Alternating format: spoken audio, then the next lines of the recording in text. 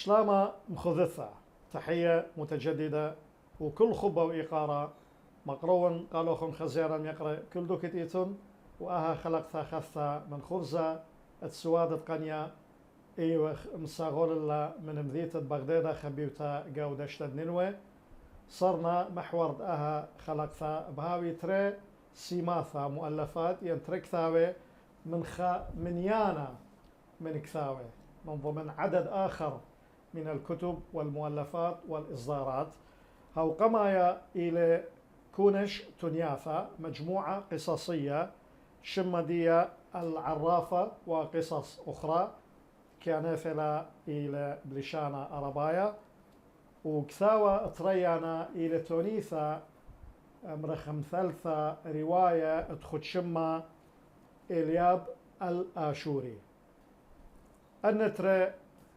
انبيقاثة إصدارات أو سيماثة إلى من سيامة أرخى أداها خلقتا التيلة عمن ديوم يوما صبرم يقرأ أنا بأمن كاثوة بمايا كاتب مسرحي إنا إكاثو رواية إكاثو تونيثة قصة إكاثو مخرى شعر صبرا يقرأ إبراهيم جولان كل قراء قبل النخشان رابي عزيزة أخ أرخام يقرأ قداها خرزة مشينا برابي يقرأ وملفونه ومشينا بقناة العراقية السريانية كل قارة رابي أو بسيمة رابا أنا قدوة عثاذة مقدمة أخ تغزيلوخ ميري تاخزيانة ميقروثوخ إذيعة أخ كاثوة بمايا معروف ككاتب مسرحي إن هردد أنا كثيوة جو خكمة قغلة مجالات خينة بتخرخ له قاوة دوا سوادة دوا حوار محكيثة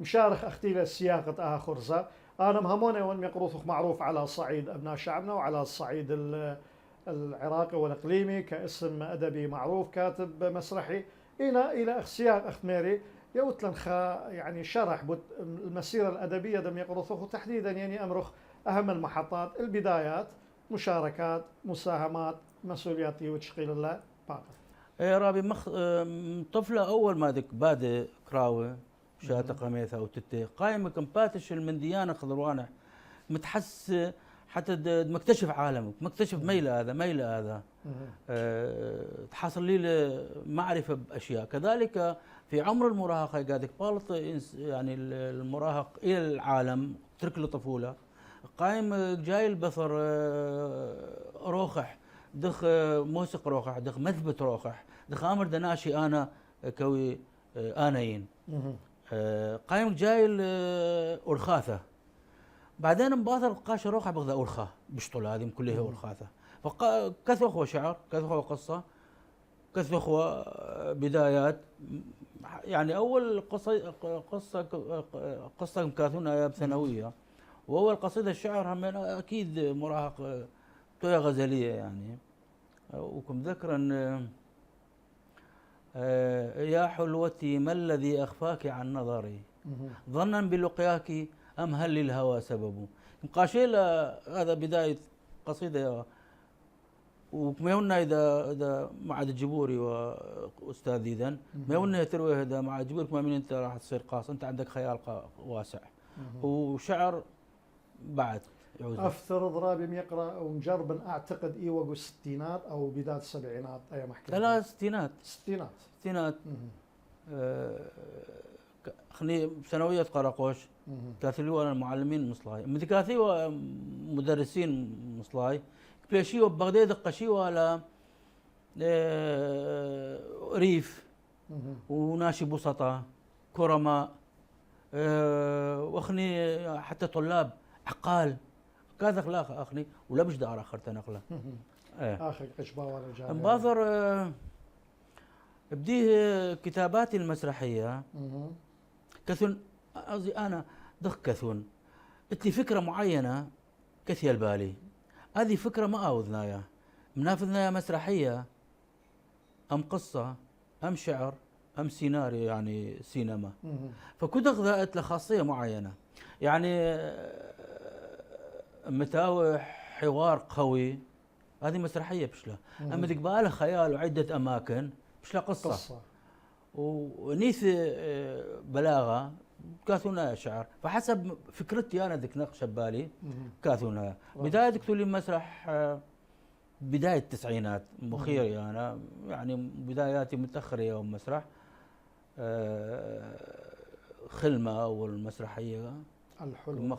الحلم ومباثر الابن الضال وقشيلي روخي مره جماعه يحصل لنا كاتب مسرحي ببغداد اي بالتسعينات لثوالا ماذا شقليه مسرحيات عالميه قاعد بدي لي انا استاذ طلال الام حاسيله كثف بسورث وكتاب عند ليس عند الطلب كاتب اخني عند الطلب يا اخوان مهم. يعني لك زال اذا بزخل الكاتب دمرت لك بين دوت لي على ما فلان مقاسات وعلى فلان من ديان دمرت لي مسرحيات ساقي لها لا بس انا واستاذ طلال عند الكتاب عند الطلب ما بيد لان مخضر يعني ما سلعت بيد موجود هنا ايه بلان موضوع طبيعي لا بما يتعلق بالموهبه والقدره والالهام والمسائل هذه هاود كاتب عند الطلب طبيعي يعني ممكن لا اول قماي كثم اخلي بيناتنا يعني حميميه ايثي ثانيا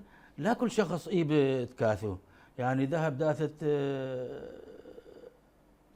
حيل نقله ذكاء ذم دشاعر بين فلان قصيده لكن اثر بقاوح فكره معينه ليه بتكاثوا له؟ انا اولا يشي ليه بتكاثوا له؟ يعني لكثي هقول لك مقنع روح دخل مقنع اخرين اكيد يعني فكره كان لك خلده بريشه ومهيمن بقاوح مزنجره ليه بتكاثوا له؟ صايره بهذا يقروث من هرخ محكي له بس البدايات خك ما طوس بسيمه امثله جيده هلا يعني ابرز حتى لو اسماء مثلا مؤلفات اصدارات مشاركات انيبوخ يعني انت خرجته مباثر 2003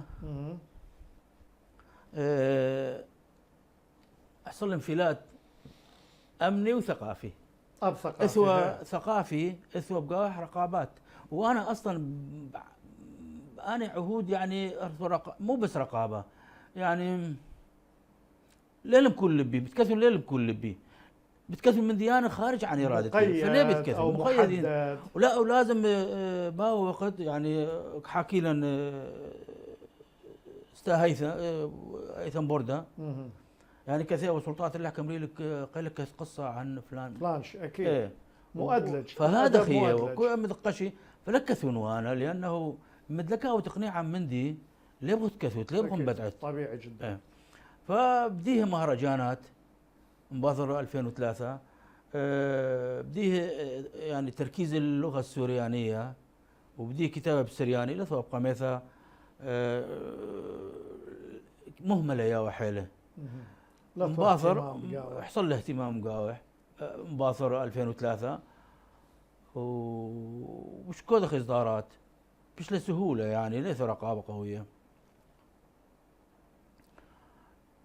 كثولي اصدارات بالبدايه اصدارات محليه يعني انا اكتب عنوانها مربولوس اثوار المطبعه ومطبعه اثوار سوريا مطبعها طبعوا لي مسرحيات وقصص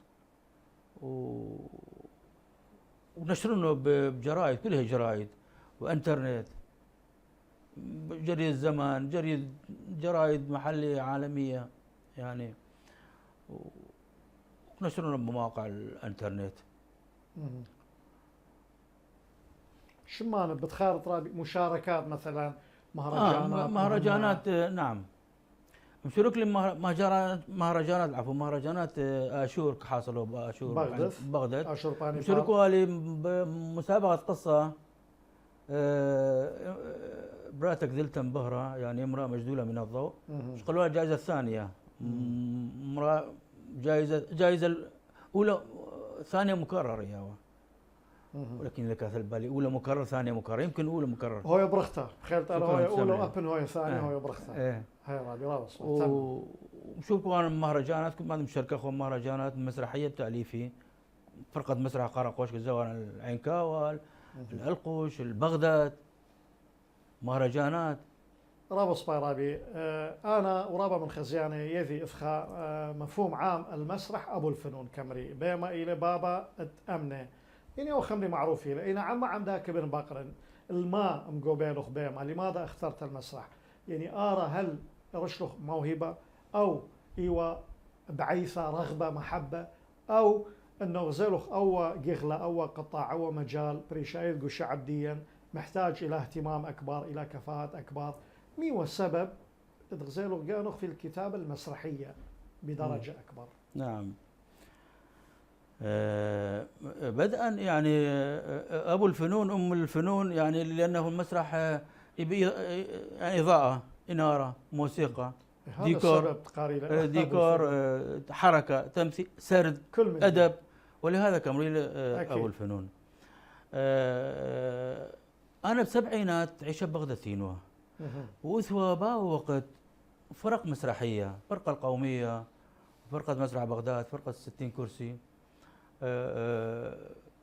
وأول زمن صراع الأيديولوجيات كم رواله، وساحة الصراع بمسرحية يعني كم قدماه مسرح بغداد لون، وكم قدماه الفرقة القومية لون آخر مختلف. فأثوى صراع الأيديولوجي ولأنه المسرح تأثيره مش حيل وإلى جماهيري، تأثيره مش حيل البناشي ومتصل بناشي آخرين مباشرة وجها لوجه مع المتفرج، فيكون أكثر تأثيرا. ولهذا يعني استهواني المسرح، ومش كاجب لي كثر المسرحيات، وبديلي بكساود مسرحيات، بديلي بالتسعينات بكساود مسرح، ابن الضال كثولي والحلم وثوان المخرجين ببغداد. بس بهذا يعني سبدك سوا ما يلاهو لا كدخ دامر بتكثون أكيد. لا يبقى دوافع. إذا شخصية معينة هذه مؤهلة لأن تكثوه لأنه يفكر. بدءا الأدب بيه إنسان يفكر ليس خامل التفكير. اثنين، هناك دافع يدفعه لإظهار الأنا. شخصية معينة تريد أن تقول أنا موجود، أو أنا أصبحت أنا رجلا كاملا بطلا. فقائمك جاي البصر طرق دخ بادر وخح إيث منه بصنعة، إيث منه بكتابة، إيث منه غزي حسب ظروفي حاهو كدخا. فأكيد أنا مخمن داني دقبين ودا من أنا وخشيلي بكتابة وقراءة دائما ملتصقين بقراءة وكتابة دم كثر بقوه. رابس برابي مطيلة تخمنتها وصلت الفكرة دي أخنا يقول خلقت اليوم أتلين ثريطوسي نموذجين من بلخانة من أعمال ابن قروث وخائلة قصة وخائلة رواية. والرواية طبعا ممكن يعني تحمل الطابع المسرحي تمثل على المسرح أب قصص لو القصص تختلف يعني ممكن تمثيل مسرحي للتمثيل المسرحي كتمثيل مسرحي. الفرق بين القصة والرواية الاثنين هذول جنس واحد، القصة والرواية جنس سرد تسموه. بس المسرحية دراما تسمى دراما تحتاج إلى حوار، تحتاج إلى شخصية، تحتاج إلى هي قصة أو رواية تحتاج إلى هذه العوامل. عفوا الرواية والقصة هو سرد يعني حكي سرد. المسرحية تحتاج إلى شروط معينة للمسرحية، خشبة مسرح، ممثلين، حركة، إضاءة، يعني إيه حوار. أكو نعم. فروقات صبارة بأي مجموعة قصصية كالق دا جيبدية بودنا يعني أمر عرض عام بسيط وخرثة بثرة دغدي لياثة بتاوي جيب وخرابي أغبر ذات خزيانا يقرأها كناشة تنيايا المجموعة القصصية إلى تخد شمة العرافة وقصص أخرى إلى من قشمة مصعايا من الحجم المتوسط شورايا هرأخ كل خا مطبوع. أي ملاحظة ميل رابع عليه ولا كثير احتفال بالرموز الثقافية والأدبية. اختار اتحاد العام للأدباء والكتاب في العراق الباحث والناقد فاضل ثامر واسما لمنشوراته عام 2022. أيام بقتلت تريل بيو سريو تري اتحاد الأدباء. الاتحاد العام للأدباء والكتاب في العراق. نعم. وتكريما فاضل ثامر يعني وسمت. نعم، لأنه في عهده يعني بشمح. واتحاد الأدباء جهة رسمية له، واتحاد الأدباء لا تتابع كل ما داثه إلا يعني إذا لجنة خاصة صالحة فحص وتقييم صالحة صالحة من لا صالحة. أكيد. نفهرس بالأخير اللي يمكن فهرس خلينا نشوق خلقين أخرى فهرس. يعني الغلاف الأول يعني خشوا صورة عرافة. الغلاف الأول محتاج إلى قصة شرح ميلة. هاي صورة ايش تعني؟ لوحة إلى ميلة. هذه صورته أنا كنت مختار له، بس هاي عرافة له يعني أساليب العرافات. صبايا رابي هذا أنا طلبا من ميقروثوخ قدم لنا للمشاهد الكريم شرح يعني في دقيقتين أو ثلاثة بدها مجموعة قصصية. نعم. الحيثيات، الفكرة، يعني المضمون. يبقى عدة قصص إلهي. كل قصة تحكي فكرة معينة. يعني قصة خنموذج خطوسة. نعم. قصة العرافة، سافر ابنها للغرب، يعني بلاد مغرب الشكل، هي عراقية. انقطعت أخباره، كانت تجي رسائل، يعني تجي لها رسائل من الابن وانقطعت حتى الرسائل. فكتبت رسائل الى المكان اللي كان يعني الموجود قريبه للنهر، كان ساحل مع بالشاطئ، قريب للشاطئ كان. بس هي تعرف مكانه، واصف لها المكان بس ما بالضبط، وقطعت الرسائل. فراحت العرافه قالت لها أنا أريد أسافر أشوف ابني لو لا. فبسافك مملالا بتخزيت إبرخ أمد تسمخة شمشة، يعني تسمخة شمشة مشروق، يعني لكشة، يعني كيفاش سمختها شمشة لا تسوق، يعني ثابتة، يعني سمختها شمشة. فهذه قجلة يعني السمشة لك سمخة، إذا لقشن أبري. بس مع هذا كم دقل يعني عرافات بينه وبين الروخة لازم قشن بريانة أزلي. فركوله بطائرة، أنا بقصة طائرة مضيفة كيلو كاميرا أخني بفلان سرعة سرعة 1200 ده هي سرعة دوران الأرض وأزول الغرب، وكامري مزاله الغرب يوم كاري ومزاله الشرق يوم كيارخ ومزاله الشرق يوم الكاره. ايه هذه حسب دوران الارض طبعا. إيه. اكيد. فهي اول ما سقله طياره خيره اجاها بديله شمشه بشروق بزراقه. ايه وسمخله غضيره طياره بش قشاله، هل مطيها بنفس سرعه دوران الارض، مطيها المغرب. غضيره طياره دي اشتارى غزيره شمشه بعد كلك شرقه، لانه كلك ولا سمخته اذا متقشن بري خزيان. ايه خزيان بري. او ايوه نموذج رابي وطوسه نموذج. نعم. يعني اي تونيث العرافه ايوه خمن تونياثه. نعم. داي مجموعه وقمدار التبشم ديا. نعم. وانا تونياثه خينا يعني انا لبين رابي شرحت لي مضمون القصه كامله انا يعني عن مودي حول ماذا تدور، كلها قصص اجتماعيه او ايبه تاريخيه ايبه فنيه ميله، يعني قصص من الواقع وخيال. اتلي بعض منها مذكرات ساوي كد ثياب عسكريه، لانه تتنقل زل بتوكة خواتم العسكريه. مذكرات بسيمه زل وهو اثيا مديار زل هل ديار بكر ودير رخاشه هالموصل وما تحصل له برخاك وحاك محاكي له رابع. بس انت مخي انا انواع يعني نماذج من قصص خلنا يعني قصه مذكرات اوراق دجاجه. هاي دجاجه كائن حيله يعني، وكانه معاناته هاي كأي شخص بالمجتمع، معاناة المثقف من المجتمع هذه فاهمة له، وكمل الهداني خلنا يعني معاناة المثقف مع المجتمع. إذ من ديان ببالح كبي داوثة لخك شامله يعني كعكس حياة اجتماعية. قلت لي كمل تمام. يعني قلت لي هذه الكهف فاتنة جميلة، شافت يعني رأت في الكهف إنسان النياندرتال. قصة خيالية. يعني وتريد تسويه حضاري متحضر، ما يقبل. الفكرة جميلة الفكرة. أكيد إيثن مغزى ودي رابص فكرة. مخنا رابي. بعدين قلت لي أشباح بيض،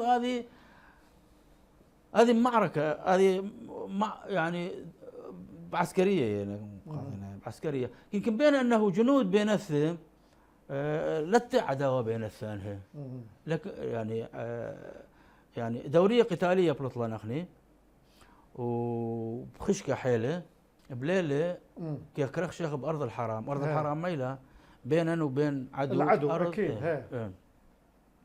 فنقشة مدفعية نقلاتها هذه أرض الحرام تنوير كامريلي. تنوير قشة هذه دورية ما يتخضر وانح. هذه قصة حقيقية، لا بس قصة ما قلناها فنية حقيقية لقم يوتلا طابع أدبي قصصي. نعم. رابص فحصل تنوير اوبريشن فجأة خيرخ ولا دورية قتالية عدوة 10 على بعد 10 امتار 20 متر.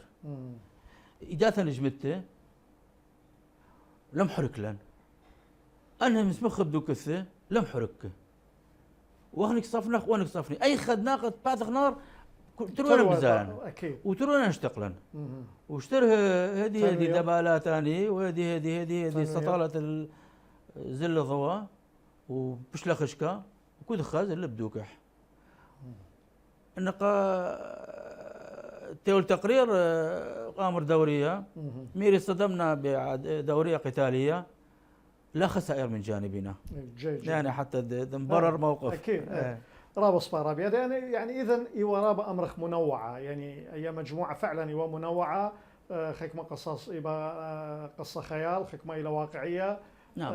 ودلوخ له بعد أدبي إثمن دي خينا خرايا بيت أمرت لي بداية مجموعة قدم شانخ الخمح ورخينا شكل فاصل خرطة أزخل دوك ثا وخينا ين خلص لا. نعم.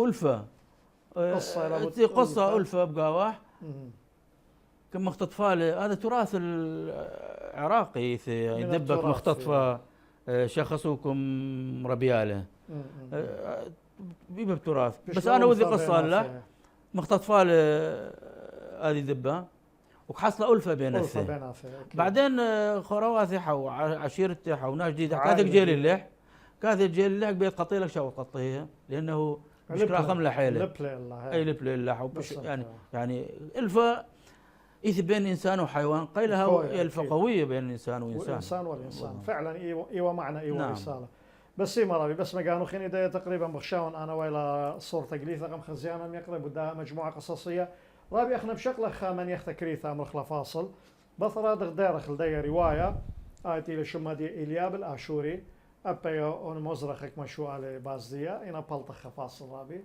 خزيانا يقرب ذمن يختكريثا مرخلا فاصلة وخرطة مدرب الدارخ بوشون عمان.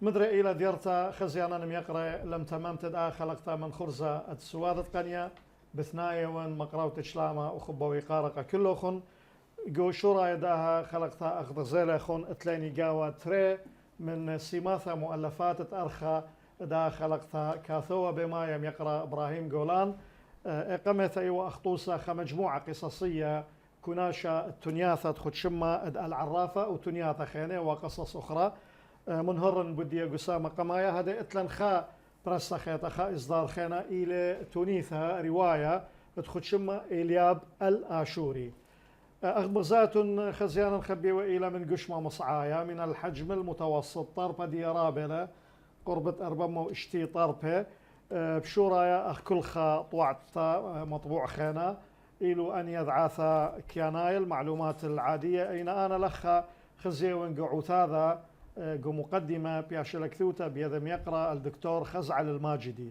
رابم يقرأ وإلى خشمة إذيعة اسم معروف وإلى خشن رواية تاريخية إلى حد ما رواية تتعلق تاريخية. بمرحلة تاريخية. معينة. هي مودي لميرا قدية مقدمة ولو بكريوثة دكتور خزعل الماجدي، يعني كبت شغلتين. نعم، خزعل الماجدي نعم مؤرخ، يعني أنا مسجد لي بقاعك ما منك ثولي مقدمة كم قاري له رواية مير لتنا رواية تاريخية، أخنيت لنا روايات تاريخية للتاريخ الحديث مو التاريخ القديم. هذه أول رواية تاريخية قديمة، بس كما مناي مؤرخي هذه بس غزيل التواريخ، يعني التاريخ رواية إيبا أدب وإيبا تاريخ توثيق الحادث التاريخي، حوادث تاريخية، الشخصيات تاريخية.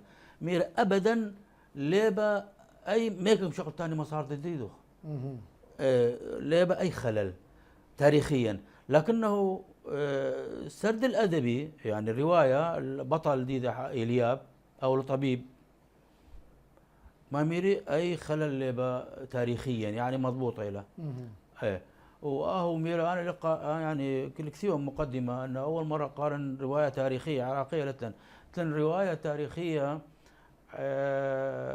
نخلة والجيران غايب طبعا فرمان رواية الأربعينات إلى لتن رجع البعيد فؤاد تكر للستينات إلى وتلان عن الملك فيصل الثاني غير فليح الزيدي الملك في بيجامته. روايات تاريخية تاريخ حديث، تاريخ قديم لتنا هذه أول رواية له. يعني أول مضمون دي مقدمة كثير ولا دكتور نعم. خزعل الماجدي صفيرابي، يعني من دي من هرتا من دو شرحت ميقروثوخ أنا راح أصيغ السؤال هنا ب يعني فرعين. الفرع الأول إلى تقليدي أنه ما حكيت لنا عن حيثيات الفكرة دخوة إلى تأليف هاي رواية. الجزء الثاني أو الفرع الثاني من السؤال أول أطقم شقلنا من محكيثوخ أرى هل إلى مجرد رواية تاريخية سرد أم إذ وطابع أدبي فني، يعني تمرن أدبي وفني يدت ميلا معنى يعني مقومات العمل الأدبي والفني، هل هي فقط تاريخ سرد أم أيضا بها مقومات أدبية فنية؟ إن قام هذا فكرة دخوة لم تخمنتها غاية ديوخ ميوا. نعم. أنا أول ما دقري لي كتابات تاريخية يعني رواية تاريخية جد زيدان قلت فتاة غسان، قلت أرمانوس المصرية متقارن آية رواية يعني عصفورا في حجر، استمتاع بالرواية وقراءة التاريخ. فأنا ثيل ميري أنا نفس الحالة داودنا نفس الحالة داودنا يعني رواية تاريخية عراقية، بس إنه تاريخ نقلاته بعضنا يعني لك جاف لي يعني تاريخ يعني قراءة تاريخ متقارن رواية إيه بتشويق بهذه الطريقة بتاعي بالسحب من هذا قارئ تشوق نايد قارئ تاريخي حاهو بهذه الطريقة وهذا ما جد بيتكثن رواية تاريخية ده متقارخة هذه رواية عهد سنحاريب 700 قبل الميلاد وأبرح أسر حدون وحفيد آشور بانيبال أنا كلها وعصر بتقاري بكل تفاصيله حياة اجتماعية مخترعات معارك وهو تاريخ ما تاريخ دروسي لتاريخ يعني تاريخ كاميرا. الانتصار لا يكون في المعركة ولا في الحرب، الانتصار يكون في السلم. يعني من منتصر بالحرب لا منتصره أو بالمعركة، الانتصار يحصل في السلم. الانتصار في الاقتصاد مدودة اقتصاد مدودة مجتمع أكيد مدودة مخترعات بهذه حالة بتاعي فيها المعركة. فأما بعد انتصار بسلم المعركة فترة مؤقتة وتزول وترجع المياه إلى مجاريها. وحيل الدول يعني لها حروب وبخاضات وتالي متالي درها تغذية والفروقات بين الدول كل مجتمع طبيعة معينة أكيد. يعني مجتمعات الطبائع معينة بيشي مئات السنين. مجتمع الألماني، مجتمع الرافديني، مجتمع الفارسي، مجتمع النهرين يعني النيل نهر النيل يعني المصري النيل يعني تلن ولو كم صانف إذا خاشم هيرودوت أبو التاريخ هيرودوت تاريخ معروف له. ولو هو خناو أنت كمواصف لنا كثيوة عن زار بلاد فارس وثير البلاد الرافدين وزل المصر النيل وكمواصف طبائع داني مجتمعات وخله وشتيه والبازت ملابس وثياب فضمن داني قصص مشاقلنا مخ يعني كدرس انه انا مجتمعات كمحفظ التقاليد او محفظ طبيعته يعني كمحاكي عن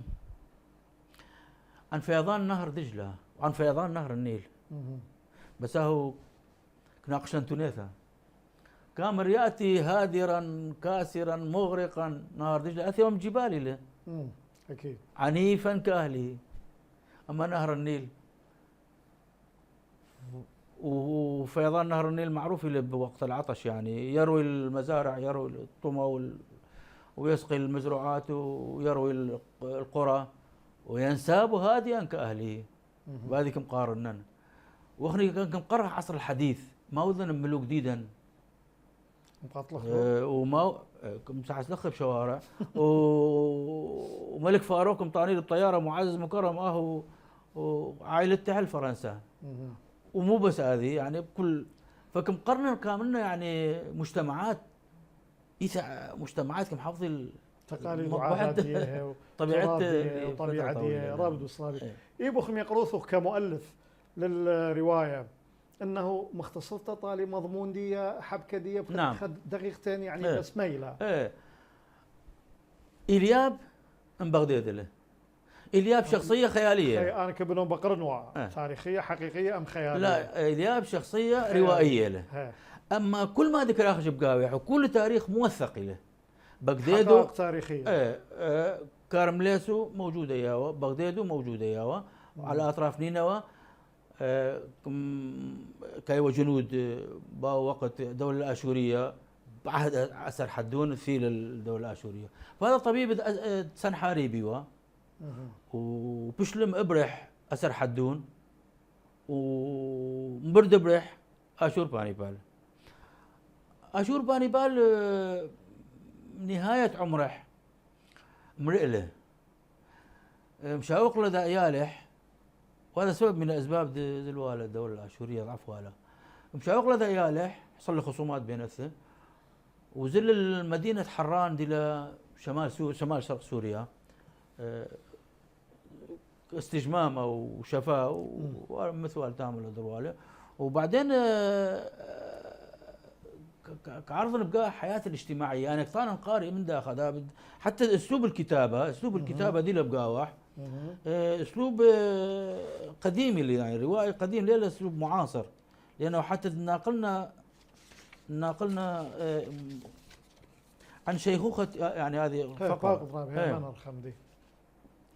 عن شيخوختي أكتب من منفاي بعيدا عن نينوى بعيدا عن ماء دجلة حذرا خائفا من العيون التي بثوها حولي بعد أن كان الحراس يهابونني والأرقاء يلثمون يدي والجميع يهابون سلطاني ويحنون هاماتهم إجلالا لمكانتي كان اسمي منقوشا مع أسماء ملوك الأرض العظام سنحاريب وأسر حدون وآشور بانيبال أكتب قصتي والألم يعتصر قلبي لا لأخلد نفسي فأنا مللت الخلود والآلهة والملوك لكن لم يبقى لي غير الكتابة سلوى لي من خواء أيامي واشترار ذكرياتي التي أصبحت لذتي الوحيدة يعني كون أسلوب همنا بسيط أسلوب قديم روائي قديم وهذا طبيب من خلال شولح ملوك كزال منهم معارك كزال منهم معارك وموصف معارك وكموصف الحياة الاجتماعية كموصفنها من نفس التنازع على السلطة يعني معروف لأنه سنحاريب كم قطيلة ريالح وهو كم صالح أم تنافس على السلطة وبعدين أعياد أكيتو هم كم فاصلنا تفصيل كامل موجودة ايوه كم حاكن عن حيقارها منك رقلها من مصر رقله اهو ايليا برق لمصر. إيلياب هي بطل الرواية مصر. مخنا وبوقت خسوف رابي. حاصل له خسوف، انا لك دي ميل خسوف خش يحصل يعني فال سيء له ده ملك.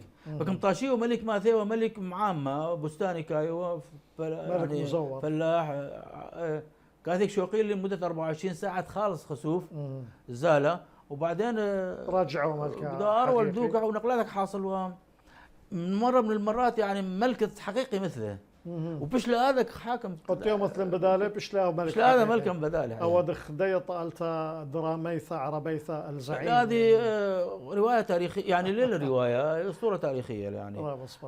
بس اثو هذا مندي يعني وحصل له بعهد سرحدون، بس هو لسوء حظه حكم قتليله، بس لكم مخالص له ايلياب مخالص له.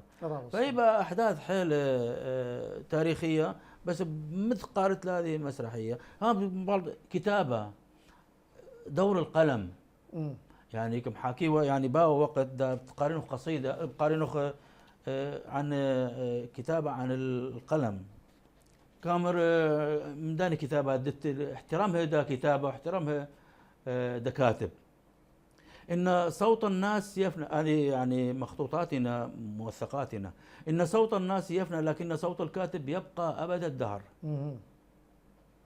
صوت القلم هو اعلى الاصوات لانه صوت الحق.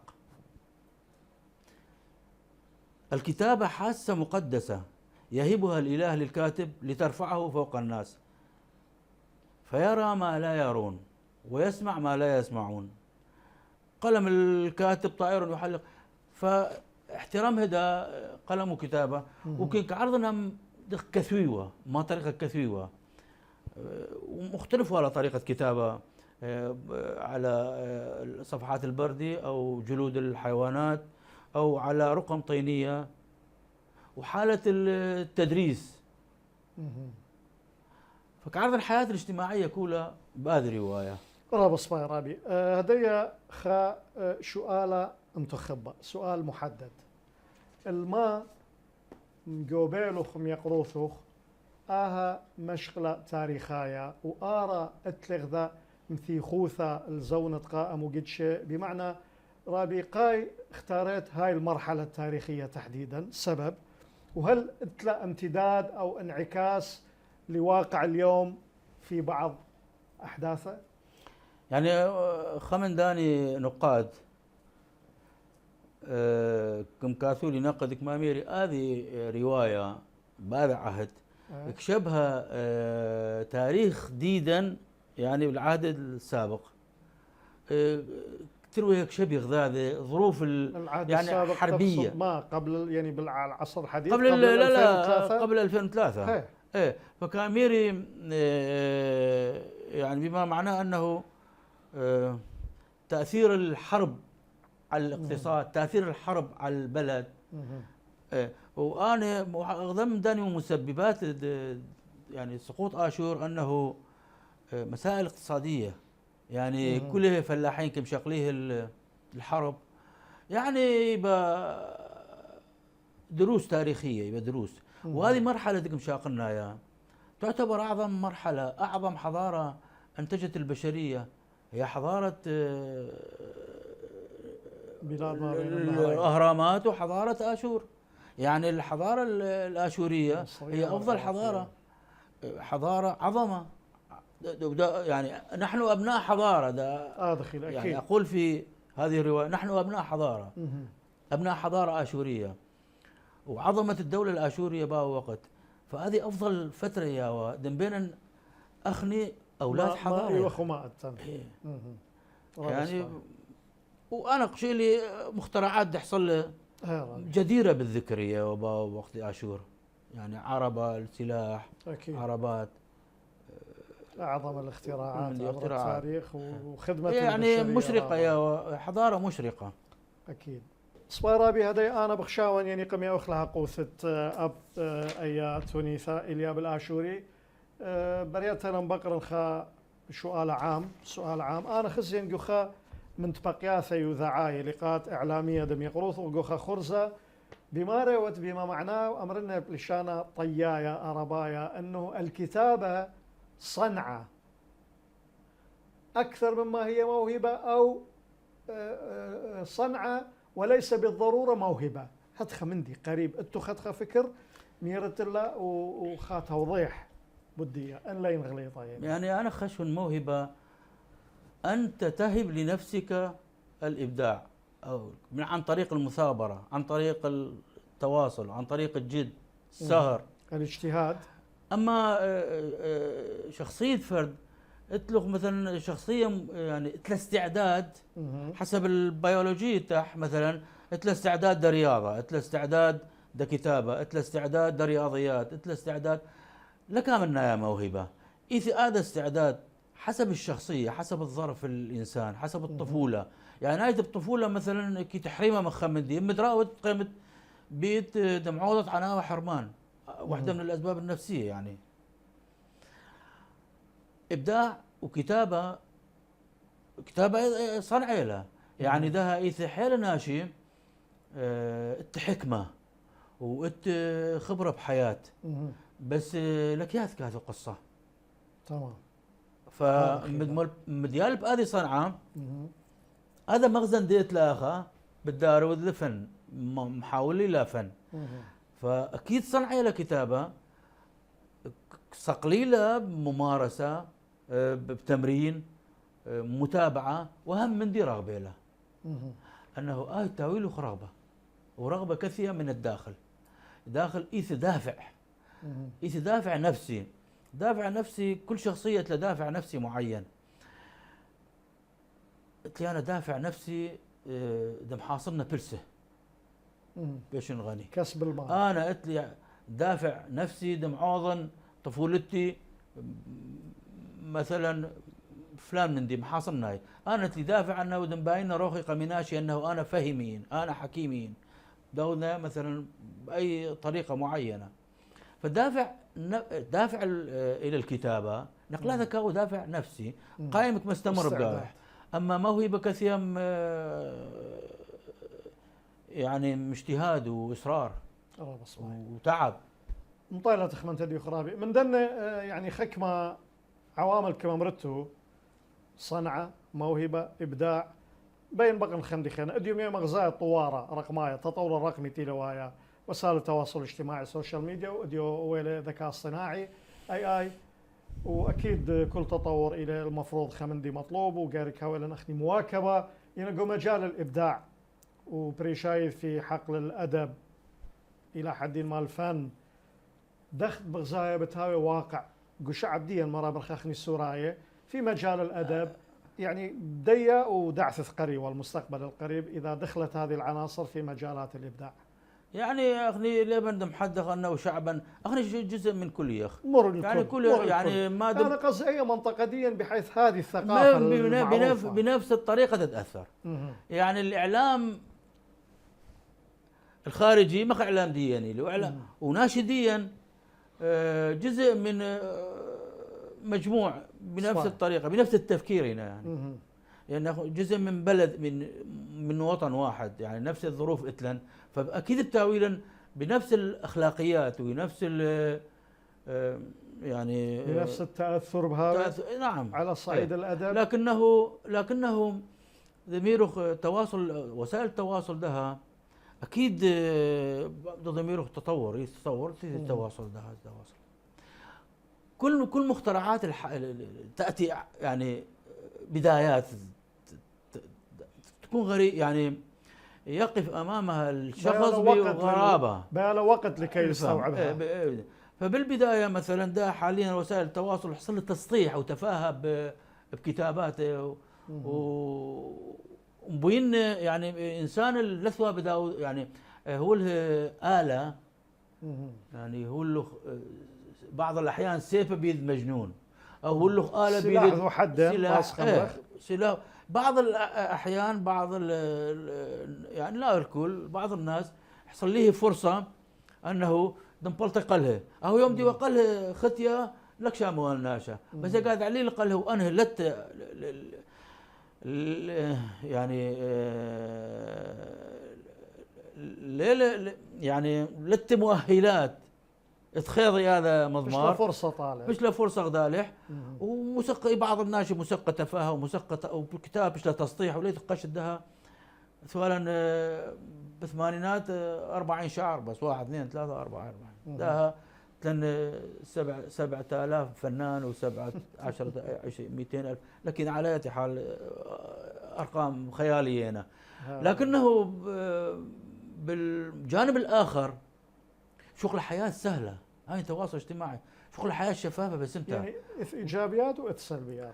اهو ايجابياتي لكلها، بس بدءا اي اختراع من البدايه كانوا ناشي حائرين امامه ليل باش متحفظين وزديه. يعني كهرباء كناتل اول ما تثير الكهرباء محرم ايوه، اول ما تثير يعني حنفيه بدك مدينه مره محرمه هذه، بعدين ثير السينما محرمه له تقبل خيانه تقبل بس وتخوف. ده حاليا كنا زادي عفوا ماس خمر هات طاقه يعني لكن ايجابياتها اكثر من سلبياتها. احيانا بدي تاخذ مستعمل بس ده حاليا ياخذ مستعمل. انا يا بين امرنا ماس خمر حسب طريقه الاستعمال، يعني ده ما بيتم تواصل، يعني ده يعني انا جيل انه مكتبات قشنهم تونيث اخذها ما اعرف اخذها، ده عمك جوجل يجيب القاموس كله قدامك يعني ومعلومه كثيالخ. حتى ده الذكاء الاصطناعي مدبيت اضافه للمسائل الطبيه ديت له مسائل اجتماعيه ومسائل معرفيه، وداود له قصيده وداود له قصه وداود له موسيقى ايجابي بغزات لرابي ايجابي. هي آلة، يعني بعض الأحيان ناشي كمري هذا مسمح عقل لأنه مش متعمد عقله، هذا خطأ إلى هذا قي خطأ، لأنه أخنيك محسبه 7 في 7 يساوي 49 كثي حاسبة ولا هذا، بس أنا لازم لعقلي أنا محول من حساب عادي إلى حساب آخر إلى حسابات أعمق. ثانيا هو هذه آلة تفكير، يعني صنع البشر له، وأنا معلوماتي اللي شاغله معلومات بشر هنا. بس هو في بعض الأحيان ليه بتقول له كل من دي حاليا مستقبلا لك ما بداوث يعني مد بيد مثلا نقلاتك مجرب كذا ده مبتدئ مؤلف له خنام انت من دي، يعني مبتدئ بكتابه مؤلف له دي، لكن من دي المتمرس ومن دي المبدع ليه بدها تقول من دي وكبايش هذا الذكاء الاصطناعي من صنع البشر، آلة من صنع البشر وجيد يعني من ديانة جودته ده حياة ليه بدلها هنا ده. أنا مطيلة جيبي رابي مطيلة جيبي من دوا جواب ميقروث خلنا وليت متوجس من هذا التطور الرقمي ومتفائل خير أبدا لا طبعا راب صباي هذا خلينا طايخ لختمت الداخل اقترابي بس بين أمر الخمندي أنا دخت ميري بشورايا بالمقدمة أنهم يقروثوا خدتوا العديد من المؤلفات ليلة بس أنا تري اليوم اختارينا تري منها إنا انكبت يعني يوت لي قولة أنه تعطيني وعد ممكن بدعثث مستقبلا بهاول خط وقت خيته خليقة آخر مجموعة أخرى من مؤلفات إنك عين لها إنك عين لها بخير خير ترى هذا بس مرابي قد خف مخلع حلقة إن بيت كلمة أخيرة أمرت ألا مبارك بجودكم يعني أختو ثيخو من تام هلاخا وشكرا وكم عاد بخو وشكرا المصور أستاذ والقناة العراقية السريانية ومنونين حيل اخنو يعني مشرفيتنا بهذا اللقاء كبيره مشرفيتنا ممنون التاني قاره وانا شغل لي منه وعد انه ممكن حلقه قادمه الى مؤلفات اخرى كبيره وبسيمه رابي عزيزه بكل قاره شكرا هاويتون بسيمه بختون خزيانا ميقر صورا الى مورخ خدانا بسمت بغزيت خلقتها ارخنقاوي وكاثوه بمايا الكاتب المسرحي وابكثي ويلي قصه وشعر والعديد من المجالات الأدبية أم يقرأ إبراهيم جولان إثوالا خا كونش تنياثا مجموعة قصصية العرافة وقصص أخرى وإثوالا خا رواية إلياب الآشوري هل خلق ياثا أثياني خزيانا يقرأ قبل الخبا وقارا بوشن شينا وشلاما